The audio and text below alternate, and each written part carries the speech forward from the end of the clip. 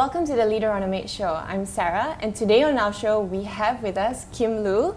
She's the country manager of Robert Walters Malaysia. Welcome to the show, Kim. Thank you, Sarah. Thank you for having me. Absolutely. So maybe you could start by telling us a little bit about your background. I know you've been with the company for 10 years, but before that you were somewhere else, right? Yes, I was. So briefly, before I joined Robert Walters, I spent 9 years in the banking and financial services industry, not in Malaysia. Actually, I'm from Manila. Personal circumstances took me to Malaysia, and I joined Robert Walters in 2008, and I've been with the business ever since. And how does someone who started out as an account manager for banking clients just make your way to the top and to become a country manager of such a huge recruitment firm? Yeah. Good question. I think it was just about having the right opportunity at the right time. I was one of those people who sent my CV to Robert Walters thinking they would find me a job, and they did with them. Okay. And it's been one opportunity after another that was offered by the company. And when given the opportunity, I took it and I grew with the organization. I like that. That's a leadership lesson right there, to take opportunities when you see it, right? Yes. So let's talk a bit more about Robert Walters itself. Are there any major developments that you've seen, in your last 10 years with the company that really stand out to you? I mean, there must have been quite a few changes in the recruitment industry. Could you tell us a little bit more about that? Sure. I think I've seen tremendous changes over the past 10 years. Externally, 10 years ago, you would find that mostly it's your big top MNC companies that would engage a recruitment firm with the view that it's a cost. But now we find more and more companies, mid-size, SME, local or international companies, really have an appreciation for what recruitment can bring. They really consider us a partner and find value in our services. So our client base now is more diverse. Secondly, we find that traditionally, a lot of candidates 10 years ago would always look for jobs with your typical MNC companies. Now that appetite has changed. There's now candidates who are more than willing to join startups, emerging companies, local organizations, again, a bigger playing field. So there's always the fight for good talent. Right, so it works both ways. You have the smaller sized companies and the local ones in your client base. Yes. And then you've also got the right kind of people applying for those jobs. Yes. And that's great because not everybody, suits an MNC, or not everybody wants that kind of career path, right? Agree. And also the exposure that you get working maybe in a small but growing company versus a large organization, you learn different things. Absolutely. Yeah. That was one advice I was given when I first entered the working world. Okay. So, yeah. Good advice. Yeah. All right. What about when it comes to Asian companies? Do you think there is any difference, between the more Western world and the Asian world when it comes to Asian companies looking for the right kind of talent to hire? Okay. What are some of those differences? Sure. We do. I think it's a very good question. In fact, our white paper that we recently released said that up to 70% of Asian companies are looking to internationalize, which brings us straight back to your question in terms of, what are some of the challenges or differences. We find that some Asian companies find it a challenge to hire international talents. And by international talents, I would define it as potentially Malaysians who work in Malaysia but have worked with international organizations, MNCs. And how do these Asian companies then try to attract them to work for that? That's been a challenge. Yeah. And we always encourage Asian companies. There are many different ways to attract these talents, which is something we'll get more into in the white paper. Yeah. Cool. Maybe you could also tell us, so if someone has already had experience overseas, right? I mean, they work really hard to get themselves out there. Yes. Why should they come back and work for an Asian company? I mean, what's in it for them? What's the kind of career progression that they could possibly take, which will be good? Sure. I think that's a question a lot of candidates really do ask us. I think Asian companies, they offer different sets of challenges altogether. A lot of Asian companies are at a point where they're still potentially small or mid-sized and looking to grow. Hence, if you were a talent who joins at the right place at the right time, you are working for a company that's aiming to go aggressive. There's high growth potential. You potentially are able to get involved end-to-end in projects, a role that's end-to-end where you might not be exposed to if you were in a big company because your role were a bit more small and defined. Maybe in an Asian company, it allows you start from an R&D to product development all the way to launch, and you get that full gamut of exposure. Secondly, when you are working in an Asian company that's looking to grow aggressively, it also potentially propels your career. Yeah. It fast tracks because the company is also looking to scale up. So your career also grows exponentially. Yeah.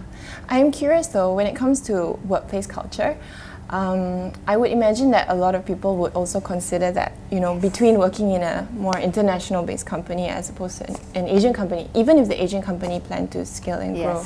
So, question would be, what do you think there are still differences in the workplace culture within Asian companies compared to those who are international? Yes, I think the answer is probably yes. Yes, I think a lot of international companies are recognized more for better workplace culture, maybe a bit more emphasis on work-life balances and all these things that are progressively just more important. Yeah. And that's why we play a strong advisory role to our clients, the Asian companies, letting them know that beyond career progression and all, these things are equally important. Yeah. And we find that more and more Asian companies now are adapting these. Yeah. They're a lot more open to creating a more positive workplace because these are non-monetary but equally important to people. Absolutely. Sometimes it might be the first thing they think about. Yes. Sometimes. Absolutely. Is there anything else you think that Asian companies could start to do in order to attract the right talent? Yeah. Other than change their workplace culture? Yes. Yes, definitely. I think workplace culture, while it's important, it sometimes can be a bit more cosmetic as well. On the other hand, I think Asian companies, they have a great story to tell. If you are a local brand and you're looking to conquer the world or go international, there's a sense of national pride if I were part of the team that takes a humble local brand and brings it to the global stage. Yeah. If they're able to sell a story like that, I think that resonates with a lot of people. Like It brings- Alibaba. Yes, Yeah. it brings meaning to your work. Yeah. Secondly, the fact that you are potentially helping a local community. It creates jobs, like that. etc. Again, beyond just my own career, that my career has a positive impact on my community. I think that is something a local company can speak of. Yeah, that's great. We're going to take a short break now and we will be right back here with Kim Lu on the Leaderonomics show.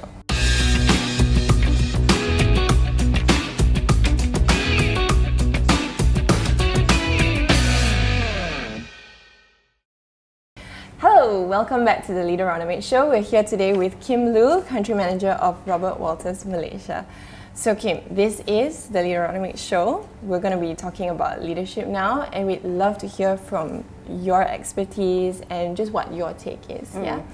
So I'm going to start, I guess, with the concept of personal branding. I think a lot of leaders out there kind of have a personal brand, or like, you would know this leader for this thing and that leader for that thing. What is your take on that? Okay. I believe that there are certain industries that personal branding is much more important or resonates a lot more, potentially in the tech sector, startups where you are looking for funding.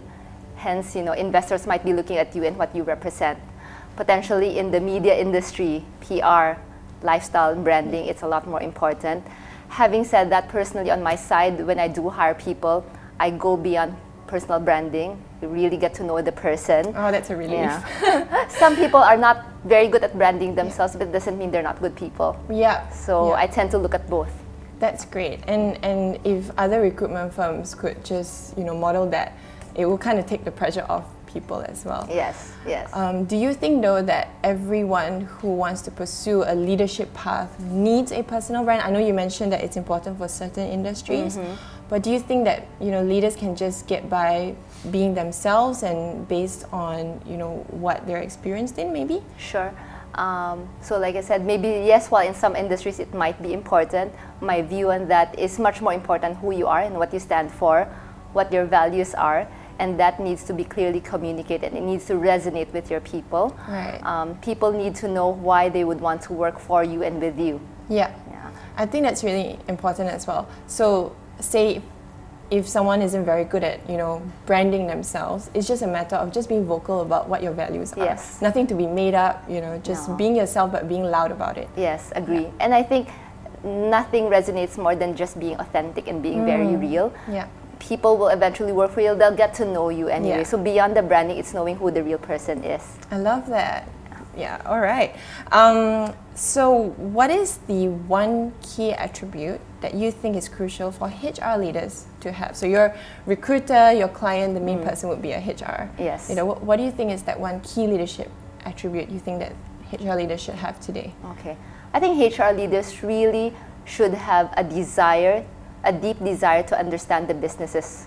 Yeah, they're not an administrative person, they're not a payroll watcher, but they hold an equal share on the table in how to drive and propel a business forward from a people angle. And that is much more complex than a lot of people think. Yeah, a lot of times people think HR as the administrator or the policy keeper, and I think beyond that, they can really help shape and influence a business if they really dig deep and understand the businesses. We're looking into that a lot these days, like HR people are realizing that they're actually business partners. Business partners, right? Yes. They're not gatekeepers or just things like, Great.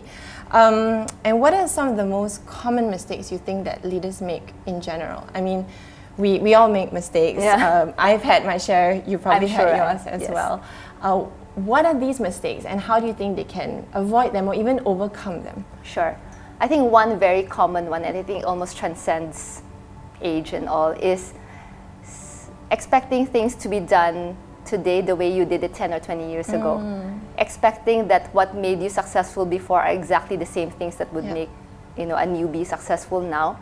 I think that is one. Secondly, hiring people who are clones of yourself. Right. Hiring just like-minded people. Yeah. I think that's dangerous because you don't then tap into diversity and different ideas.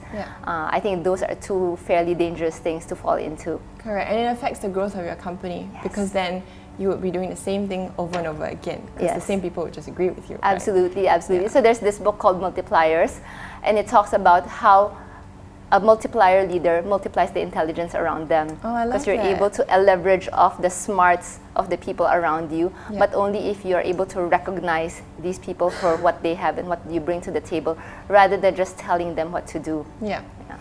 I was actually going to ask you, who are some of your favorite authors? I mean, being a leader, you've got to keep inspiring yourself. How do you do that? Do you read or? Yes, so I'm a voracious reader. I started reading when I was 9 years old.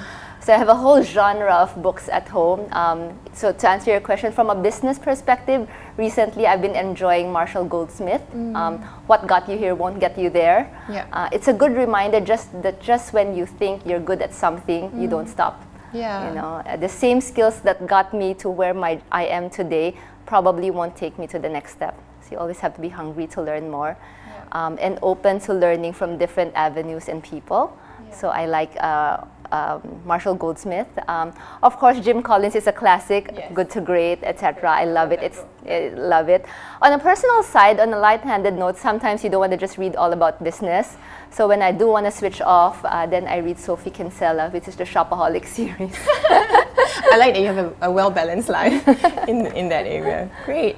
And so leadership really is a journey, right? And especially what you said earlier, what got you there may not get you to the next place. Yes.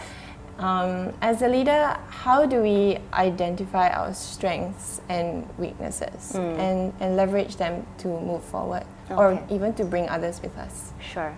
I think there are many ways if you are hungry enough and sincere enough to want to know your strength and especially your weaknesses. I think there are both formal and informal channels. I mean, formally, there are always tools or companies to engage that can consult and work with you. There are mentorship opportunities, people who can really sit with you and talk you through what your areas are and your gaps. And blind sides, because we are blind to our blind sides. And then informally, I do like to seek feedback from the people I work with. If you have real, honest relationships with them, they would not be afraid to tell you. And I think they're your best mirror to tell you what they need more of from you or what they need less of from you. So I do seek feedback from that a lot. That reminds me of the 360 feedback. Do you think implementing something like that works, or you prefer to just focus on relationships? I'm a fan of it because I think sometimes in a very relational environment, people might not want to say things that they think will hurt you. So a platform like a 360, if it's well administered and well managed, can be really powerful. It also takes someone who is receptive to hearing it rather than being defensive. So I think if you have 360 with an open heart and an open mind, it can absolutely be very beneficial. All right, that's great. I love your leadership insights. We're going to take another break and we'll be right back here on the Leaderonomics show.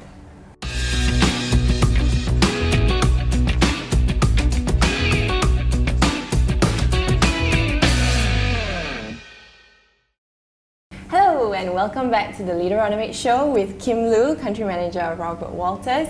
So Kim, this is our Thinkonomics game here. Okay.